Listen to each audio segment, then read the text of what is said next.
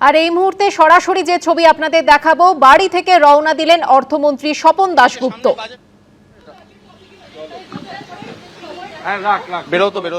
অর্থমন্ত্রী রওনা দিলেন বাড়ি থেকে, গাড়িতে উঠে পড়েছেন তিনি, সেই ছবি সরাসরি আপনারা দেখছেন। বেলা 12টায় বাজেট প্রস্তাব পেশ করবেন তিনি বিধানসভায়। আজ রাজ্যবাসীর নজর থাকবে বিধানসভার দিকে। বেলা 12টায় 2026-27 অর্থবর্ষের বাজেট প্রস্তাব পেশ করবেন অর্থমন্ত্রী স্বপন দাশগুপ্ত। তাঁরই বাড়ির সামনে থেকে রয়েছেন আমাদের প্রতিনিধি অরিত্রিক ভট্টাচার্য। অরিত্রিক, পরিবর্তনের জমানায় রাজ্যবাসীর প্রত্যাশা অনেক, এবং আজকের বাজেটে কি কি বিষয়ে অগ্রাধিকার দেওয়া হবে? দেখুন, প্রত্যাশা খুব স্বাভাবিক, কারণ অনেকটা প্রত্যাশা নিয়ে রাজ্যে পরিবর্তন ঘটিয়েছেন রাজ্যবাসী, এবং তারপর এটাই প্রথম রাজ্য বাজেট। অর্থমন্ত্রী স্বপন দাশগুপ্ত এই যে মহানির্বাণ রোডের বাড়ি, এখান থেকে আর কিছুক্ষণ পর, এখনো পর্যন্ত যেটা জানতে পারছি, 10টা 15 নাগাদ বেরোবেন, এবং আর ঘন্টা দুয়েকের মধ্যে কিন্তু সেই বাজেট আমরা দেখতে পাবো যে কি বাজেট তিনি পেশ করছেন। মূল যে বিষয়টা হচ্ছে, এর আগে আমরা দেখেছি 17 তারিখ কেন্দ্রীয় অর্থমন্ত্রী নির্মলা সীতারামনের সঙ্গেও কিন্তু তিনি একটি বৈঠক করেন, এবং তারপর তিনি যেটা বলেছিলেন সেটা খুবই গুরুত্বপূর্ণ শব্দ, প্রোগ্রেসিভ অর্থনীতির কথা। অর্থাৎ এই যে রাজ্য সরকার তারা যা যা নির্বাচনী প্রতিশ্রুতি দিয়েছিলেন তার কি কি এই বাজেটে দেখা যাবে সেটা যেমন রয়েছে, কারণ প্রত্যাশা বিভিন্ন ক্ষেত্র থেকে বিভিন্ন রকমের। কর্মসংস্থানমুখী হতে পারে বাজেট, সেই প্রত্যাশা যেমন রয়েছে, তেমনি শিল্পের কথা এখানে আলোচনা হবে, সেই প্রস্তাব রয়েছে।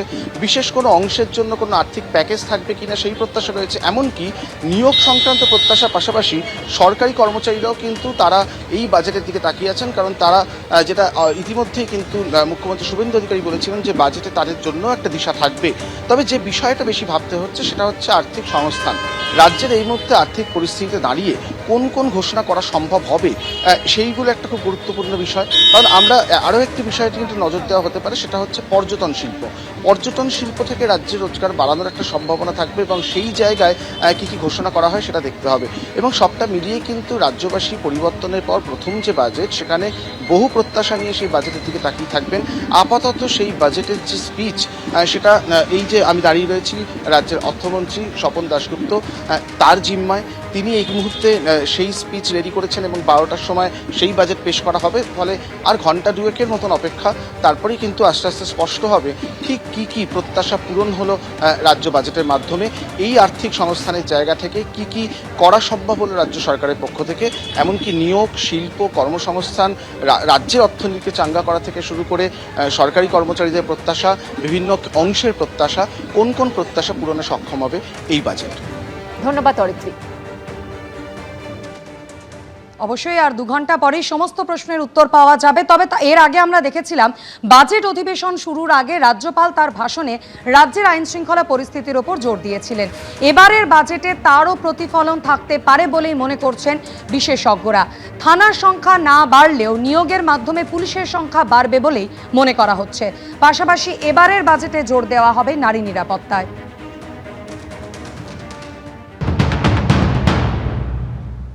যেই নতুন সরকার এসেছে তিনার কাছে আমাদের আবেদন, তিনি যেন আমাদের কম সুদে ঋণ দেন। গত 17 তারিখ অর্থমন্ত্রী স্বপন দাশগুপ্ত দিল্লিতে দেখা করেন কেন্দ্রীয় অর্থমন্ত্রী নির্মলা সীতারামনের সঙ্গে। সেদিনই এই বাজেট রাজ্যকে আগামী দিনে দিশা দেখাবে বলে জানিয়েছিলেন রাজ্যের অর্থমন্ত্রী।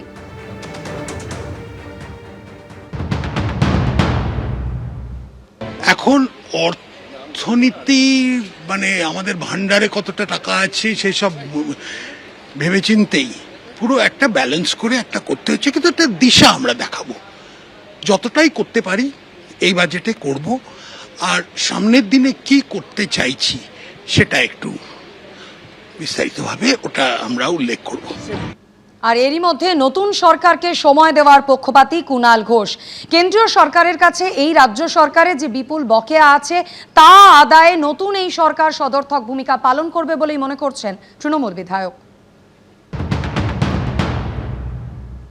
নতুন সরকার এসছে, আমরা নিশ্চয়ই তাদের একটু সময় দেওয়া উচিত। আমরা যদি প্রথম দিন থেকে সরকারের এই খারাপ যা বলতে যাবে উল্টো বলি, সেটা বলা যায় না, বা সেটা বলাটা সমীচীন নয়। তো এখন আমরা এইটুকু আশা করতে পারি যে কেন্দ্রীয় সরকারের যে বিপুল বকেয়া বৈষম্য আছে রাজ্যের, তো সেগুলো এই সরকার আদায় করার চেষ্টা করবেন। যে কয়েক কোটি মানুষ সামাজিক সুরক্ষার মধ্যে ছিলেন, তাদের যেন সেই অধিকার অক্ষুণ্ণ থাকে, অটুট থাকে। সরকার গঠনের পর এবার হবে সংকল্প পূরণ। তার কারণ সূত্রের খবর, সরকারি কর্মচারীদের ডিএ নিয়ে বড় ঘোষণা করতে চলেছেন অর্থমন্ত্রী। কি সেই ঘোষণা? জল্পনা তুঙ্গে। আমি শুভেন্দু অধিকারী শপথের পর এবার সংকল্প পূরণ। শপথ গ্রহণের 11 দিনের মাথায় সপ্তম বেতন কমিশন গঠনের সবুজ সংকেত দিয়েছে রাজ্য মন্ত্রিসভা। আর সোমবার প্রথম বাজেট পেশ করবে রাজ্যের প্রথম বিজেপি সরকার। সূত্রের খবর, সরকারি কর্মচারীদের ডিএ নিয়ে বড় ঘোষণা করতে চলেছেন অর্থমন্ত্রী স্বপন দাশগুপ্ত। আশায় বুক বাঁধছেন সরকারি কর্মীরা। ডিএর বিষয়টাকে নিয়ে বলেছিলেন যে কারেন্ট ডিএ, যেটা এখন বর্তমানে 42% বকেয়া, তার একটা বড় অংশ মিটিয়ে দেওয়া হবে। আমাদের ভরসা আছে তার প্রতি, এবং আশা করি যে প্রতিশ্রুতি তারা দিয়েছিলেন যে পশ্চিমবঙ্গের কর্মচারীরা ভবিষ্যতে এআইসিপিআই অনুযায়ী মহার্ঘ ভাতা পাবেন, সেটাকে যদি দিতে হয় তাহলে এই 42%টাকে যত দ্রুত সম্ভব মেটানো প্রয়োজন। সরকার যে দৃষ্টিভঙ্গি অন্তত আমাদের সাথে দেখিয়ে রাখছেন, তাতে এই মুহূর্তেই অনেকে বলছেন যে পথে নামার সময় হয়ে গেছে। আমরা সেটা মনে করছি না। আগামীকাল বাজেট আমরা অধীর আগ্রহে অপেক্ষা করে আছি। 1 জুন 2026 মাননীয় মুখ্যমন্ত্রী আমাদের সঙ্গে বৈঠকে বসেছিল রিগার্ডিং এই ডিএর ব্যাপারে। তিনি নিজের মুখে বলেছে যে বিগত সরকার চিরকুটে যে ডিএটা ছুঁড়ে মেরেছে সেটা আমরা করব না। আমরা 22 তারিখ অর্থাৎ আগামীকালের কথা বলেছিল সেই সময়, যে বাজেটে আপনাদের একটা গুড নিউজ দিতে চাই।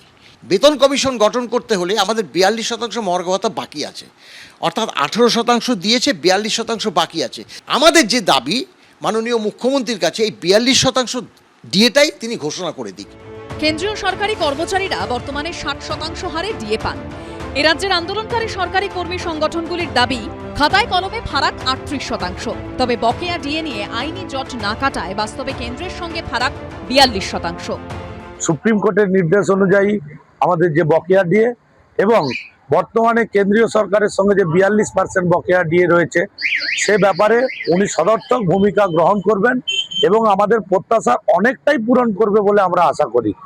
এই সরকারের কাছে আগামীকালের বাজেটে আমাদের প্রত্যাশা থাকবে এই যে বিপুল পরিমাণে বকেয়া ডিএ, এটা কত দ্রুত পরিশোধ করার পরিকল্পনা বাজেটে থাকবে, এই প্রত্যাশা আমরা করছি। নিয়ম অনুযায়ী সপ্তম বেতন কমিশনের নতুন বেতন কাঠামো ঘোষণার আগে সমতা আনতে হবে কেন্দ্র রাজ্য ডিএর মধ্যে। সেক্ষেত্রে মিটিয়ে দিতে হবে বকেয়া 42%। বদলের বাংলায় বাজেট প্রস্তাবে ডিএ নিয়ে কি দিশা দেখাবেন অর্থমন্ত্রী, তার উত্তর মিলবে সোমবার। এবিপি আনন্দ। রাজ্যবাসীর নজর এই মুহূর্তে বেলা 12টার দিকে। তার কারণ বেলা 12টায় আজ রাজ্যের অর্থমন্ত্রী স্বপন দাশগুপ্ত তিনি বাজেট পেশ করবেন। সকলের মনে প্রত্যাশা যেমন রয়েছে, তেমনি পাশাপাশি উঠছে একাধিক প্রশ্ন। জনমুখী হবে নাকি কর্মসংস্থানমুখী হবে নতুন সরকারের প্রথম বাজেট? ডাবল ইঞ্জিনের এই সরকারে কোন পথে এগোবে রাজ্যের শিল্প কর্মসংস্থান? একাধিক প্রশ্ন যখন সকলের মনে, তখনই আজ সকালে কাঁথির বাড়ি থেকে বিধানসভার উদ্দেশ্যে রওনা দিলেন মুখ্যমন্ত্রী শুভেন্দু অধিকারী। আজ সকালে কাঁথির বাড়ি থেকে কলকাতার উদ্দেশ্যে রওনা মুখ্যমন্ত্রী শুভেন্দু অধিকারীর। বেলা 12টায় আজ বিধানসভায় শুভেন্দু অধিকারীর মন্ত্রিসভার প্রথম বাজেট পেশ।